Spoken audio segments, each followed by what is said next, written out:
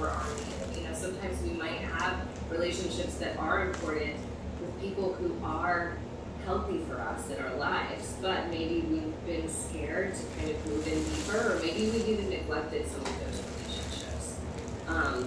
So we're going to talk about how do we strengthen those relationships? How do we improve our communication so that problems don't build up? And very importantly, how do we maintain our sense of self while also getting close to people, right? So how can I maintain this sense of who I am, while also allowing someone to get in and still maintaining my needs and honoring my needs? You know, sometimes I find that once we get close to people, like kind of our needs and everything just kind of like flies out the window. So, because we're just trying to people please, trying to, you know, keep those people around. So we're gonna learn, how do we find a balance there? How do we use skills to prevent problems? That's a big one. We're gonna talk about that in 2 weeks. We're gonna talk about all of these in a couple of weeks. How do we repair relationships? Very important. How do we resolve conflicts before they become so overwhelming that maybe that relationship has to prematurely end, or it's, you know, kind of damaged beyond repair maybe? How do we find and build new relationships, right? So this whole making new friends as adults can be pretty challenging, so we're going to talk about how do we do that. And then, you know, finally, I considered leaving this one out, but then I know Sharon and I were looking through this module, and you know, I find this one to just be important to have that information. But we're also going to talk about how do we end hopeless relationships or destructive relationships. You know, how do we know what that looks like, and what do we do with this? So continuing on this, you know, one of the key things that we really want to talk about when it comes to strengthening and building relationships is learning how to attend to them. Because cracks can develop in relationships, right? No matter how wonderful and healthy and solid a relationship is, a crack can develop if we're not attending to it, right? And those cracks can bring, you know, tremendous stress and vulnerability. Like I said before, you know, I think relationships are the things that tend to bring up often the most emotional intensity. And so even like this fantastic, you know, potentially healthy relationship can go downhill and cause life to go downhill if it's not attended to. And unattended relationships can blow up, and may end before either person really wants it to. So we're going to learn how to repair, and you know, how often learning how to repair is more important than preventing a tear in the beginning, right? Because I think sometimes we may go through and try to prevent a tear so much that we're just building resentments and, you know, pain and hurt, you know, to the point where maybe the relationship implodes or explodes, right? And also remembering that a relationship that's ignored will eventually weaken and disappear. So even those healthy relationships, it is important to not ignore it, and to not just allow them to kind of fall by the wayside. They need to be attended to too. And although sometimes relationships will become intolerably difficult, and what do we do? Like, how do we identify what can be kind of salvaged? Maybe some relationships just need to be altered, right? As far as like level of importance, or, you know, amount of vulnerability in those relationships, amount of closeness in those relationships. Sometimes they need to be ended. So we're going to talk about like those specifics. And then we're going to talk about walking the middle path. So finding balance. You know, this one that tends to be really difficult. And, you know, we're doing this with all of these, but we're working on being able to balance what's true for me and what's true for others, right? How do I balance my priorities and the other person, instead of getting into this kind of it's all about me or it's all about them? How do I have a both and relationship here? And how do I maintain my sense of self within that? So part of this is going to be, how do I look at both sides of the situation? How do I find the kernel of truth in what the other person is saying, even if I disagree? Right? So we call that dialectical thinking in DBT, which is very important. That's part of dialectical thinking. And also, how do I balance acceptance and change in a relationship? So in DBT, just in general, we try to kind of consistently maneuver this balance of change and acceptance. So there are some things in our lives that we do need to accept, and we need to accept that that's the reality, and then learn how to maneuver with that reality. Sometimes that might mean just settling into acceptance. Sometimes that might mean working actively for change, right? And the same thing holds true with relationships. So how do I balance this, acceptance of maybe who that person is, their capability, what's possible there, and also when I need to ask for something, when I need to change some dynamic in the relationship. Right? So finding that balance between asking for them to change their behavior and also accepting them. It's so powerful, and it takes a very more compassionate viewpoint when we're able to find the kernel of truth in something that someone else is saying. I think it's fantastic because we can do that shift away from wanting to always be right in every conversation to actually just really wanting to do and be effective, and also being able to offer them compassion by being able to understand what they're saying, but still then being able to stand strong if you need to, or using one of the other skills to maintain a relationship and build it that way. So it's fantastic because I love the way that this is, we don't have to live in those extremes of, okay, I'm done, or yeah, I'm fully in. It's just being able to maneuver and do that little dance, right? Absolutely. And I think that that's the word, being able to maneuver, right? This relationship. And with these skills, we have the ability to maneuver it with skill, right? So once we have these skills under our belt, then we have that ability. So it's not just like, an either or. We don't just have kind of one strategy. We have multiple strategies, and it's learning how do I maneuver all of that. And there's so many shades of gray with relationships. So I know that can be kind of maddening sometimes. It's like, after this, it's like, just give me one set way to do things, but that's just not how people are and how relationships are. So, that's the challenge, but that's also why we have all these awesome skills to be able to use in different types of situations and with different people. Awesome.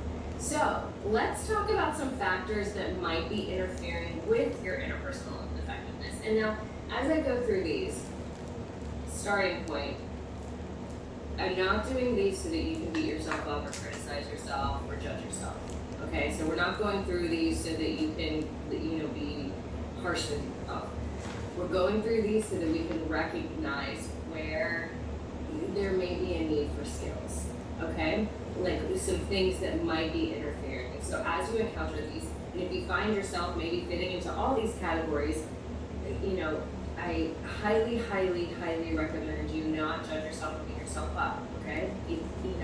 How wonderful that you have identified this now, okay? So that, recognition, seeing what's there is the first step to being able to do something about it. So that's what this is about. So if you fit into one of these categories, it's not, full permission to judge yourself and criticize yourself. It's to say, oh, okay, that's an area that needs some attention. Right? Okay, so let's start out with this idea of, just as a starting point, we're talking about DBT skills here. That's what we're doing, we're learning. So, some factors that may interfere are, one of the factors is that you just don't have the skills that you need. I find that this happens relatively frequently. And I think it's very important to recognize that there's a difference between ability and motivation. I find that people tend to be highly critical of themselves for not being able to do something effectively when they don't have the skills to do it effectively. So there is a huge difference between ability and motivation. And sometimes people may not have the skills. to know how to act, to effectively kind of maneuver those relationships, like what we're talking about. You don't know the skills that are needed to be interpersonally effective. And the way that we learn, and some of the reasons why you may not have those skills is, a primary reason is probably because you weren't taught them, pure and simple. So we learn interpersonal skills, we learn emotional regulation skills, we learn all of these skills by watching, by observing, by people actively teaching us, or just by us seeing other people do that, by modeling, right?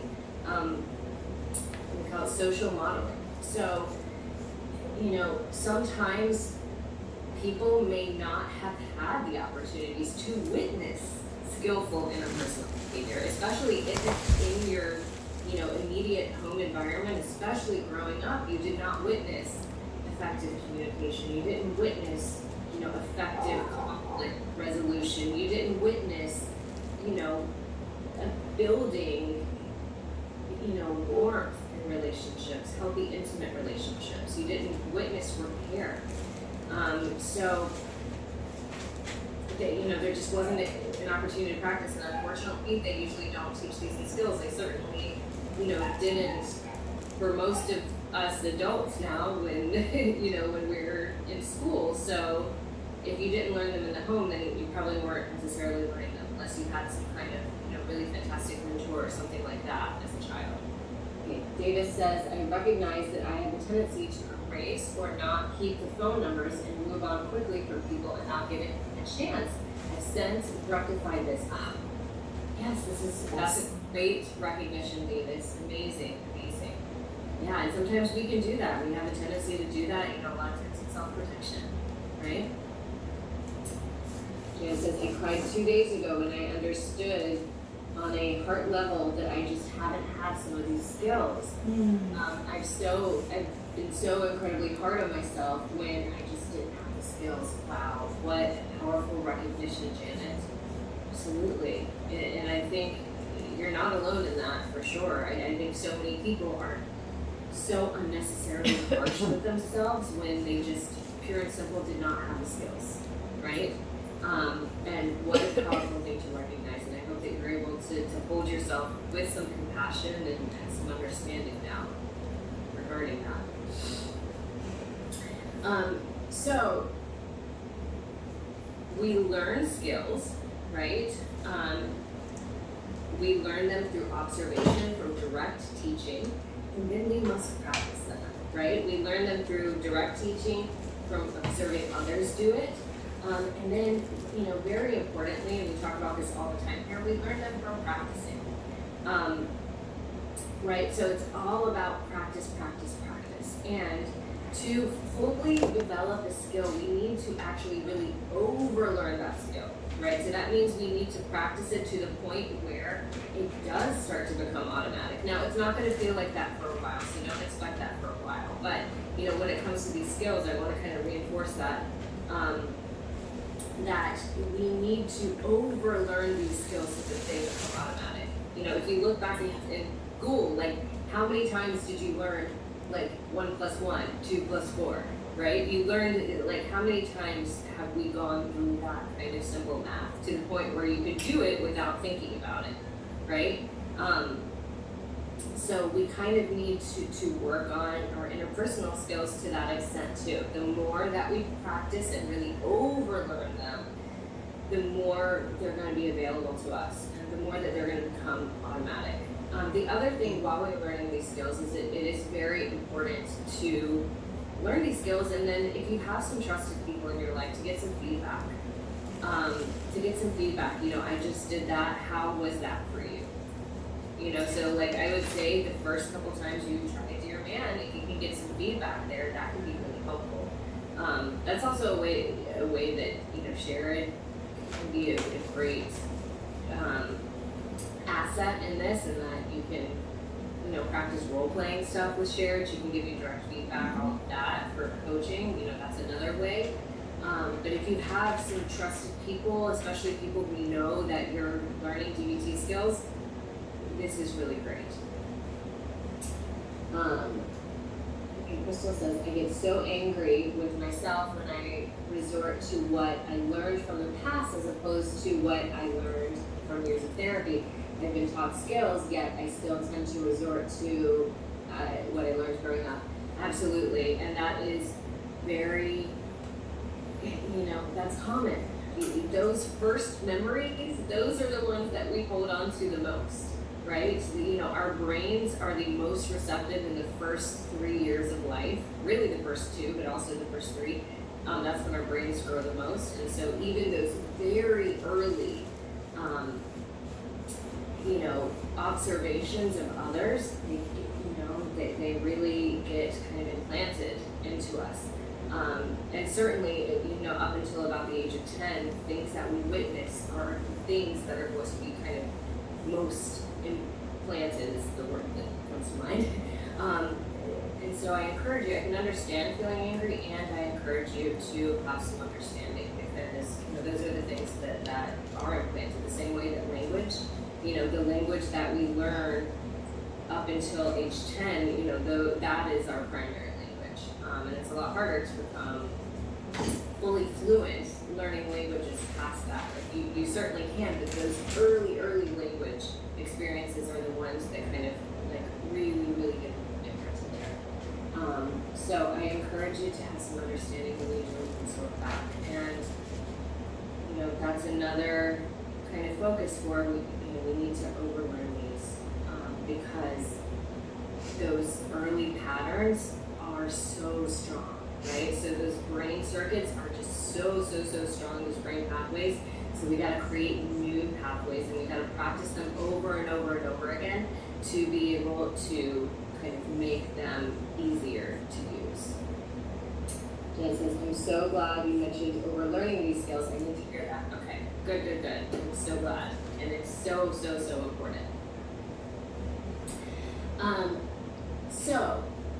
And Amy says, I'm a nurse practitioner and help others for a living, but I find it almost impossible to ask others to help me. I look forward to working on these skills during this module. Yes, and I find that to be the case a lot of times with people who enter helping positions. Sometimes it can be a lot easier to be the caretaker, to be the helper. And a lot of times it's a lot harder to kind of ask for that within ourselves. So that's a great thing to recognize, and I think that's a wonderful focus and objective for this module. Awesome. Okay, so that interferes. So just not having skills, and if you fall into that category, I highly recommend let's give yourself some compassion, let's give yourself some understanding, right? And also, making committed effort to learn these skills and to overlearn them, so that they can start to feel more automatic. But it's going to take some time, so you definitely need some patience there. Another thing is you don't know what you want. So, I find that this one comes up quite a bit. Indecision, we have a really hard time with that. So you might have the skills, but you can't decide what you really want in that relationship. Or you can't figure out how do you balance your needs with the needs of others. So sometimes people may vacillate between the extremes of asking for too much versus not asking anything at all, like saying no to everything versus giving in to everything. So, and I find that often that comes from not really having a solid understanding of what is it that I want in this relationship. So once we're able to really kind of come to that point, what is it that I really want here?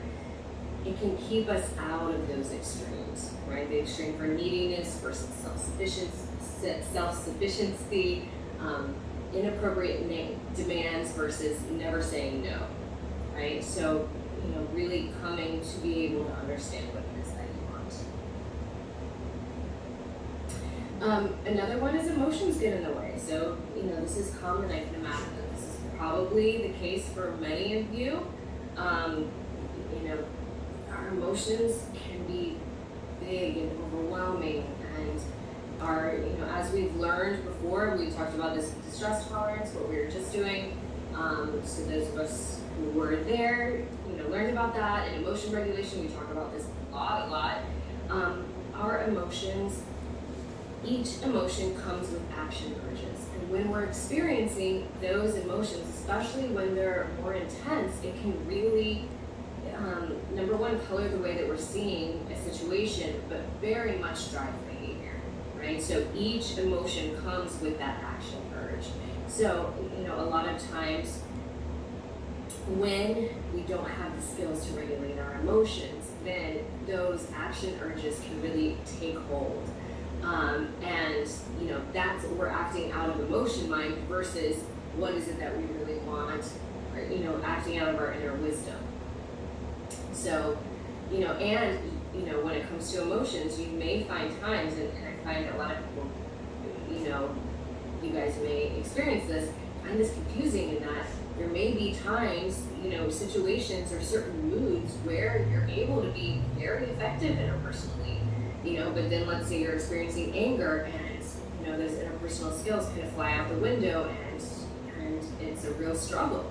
And maybe there's more impulsive behavior, doing things that are harmful for relationships or for yourself.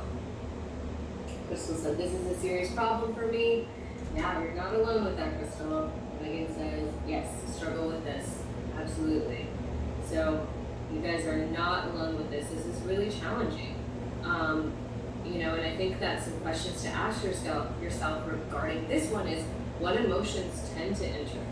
Because once we can be aware of that, if I know my anger tends to really interfere with me being effective interpersonally, then, I can kind of be more ready for that, and I can do some coping ahead for that. So those of you who are new maybe don't know about this skill, but this very important DBT skill is called coping ahead, and that's basically, planning for the skills that we will use in, potentially challenging future events, and then we rehearse them in our minds so that we're ready. So, if you recognize that with certain emotions that tends to really interfere with you being effective with your DBT skills, observing that and doing some cope ahead can be very helpful. And then also recognizing what situations do you find yourself, do you find it easier to be skillful? In which situations is it more difficult? And this may be important too, in that as you learn some of these new skills, to maybe try them out in those easier situations first when you're just kind of getting to know these skills and working to establish that skill, and then slowly trying them out in more and more challenging situations. But recognizing the situations that do tend to be challenging and which tend to be a little easier for you. This is a big one. I find that this one often coincides with the emotions getting in the way, but I find people often forget about the long-term goals or short-term goals in interactions, right? So you might put your immediate urges and wants ahead of those long-term goals. I find this to be the case very much when anger takes over, right? So it's all about, for example, anger, right? So it's all about like me standing up for myself, me voicing my feelings right now, and kind of forgetting about and losing track of how I'm saying it and the long-term effect that this might have on the relationship. This happens with a lot of emotions. Jealousy is another one that can come up here, and we're focusing on this immediate, right? And often, these immediate urges to act in a certain way without that foresight of, what kind of consequences might this cause in the future, and what is it that I really want here? Is it more important for me to be right, or is it more important for me to maintain the health of this relationship? So, learning how to really have some understanding, and we've been doing some planning about, what are my long-term goals, what does matter to me here, can be helpful. So,